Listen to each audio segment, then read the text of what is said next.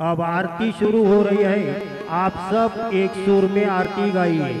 श्री सच्चिदानंद सद्गुरु साईनाथ महाराज की जय।